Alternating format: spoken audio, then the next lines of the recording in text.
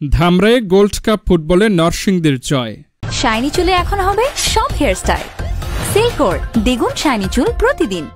শহীদ president Ziaur রহমানের ৪৪তম শাহাদত বার্ষিকী উপলক্ষে ধামরায়ে অনুষ্ঠিত গোল্ড কাপ ফুটবল টুর্নামেন্ট ২০২৫ এ বন্ধু আমরা সমাজ কল্যাণ সংস্থা নরসিংদী টাই ব্রেকারে ৪-১ গোলে একতা স্পোর্টস একাডেমি মাগুরাকে পরাজিত করে চতুর্থ ম্যাচে জয়লাভ করে।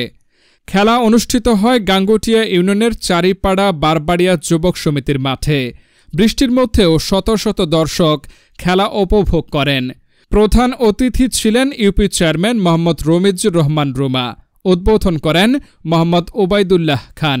বিশেষ অতিথি ছিলেন সুনীল সাহা। সভাপতিত্ব করেন মোহাম্মদ তৈমুর হোসেন তুলামিয়া। প্রধান অতিথি বলেন, মাদককে না বলি, খেলাধুলায় এগিয়ে আসি।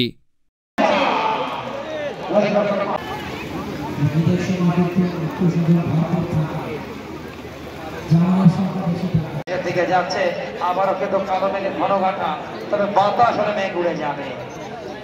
তবে যদি আমাদের মনে হচ্ছে চতুর্দিক থেকে, তবে বৃষ্টিতে ক্রিকেট বন্ধ হতে পারে, ফুটবল নয়। ফুটবল তখনই বন্ধ হবে যখন মাঠে বলটা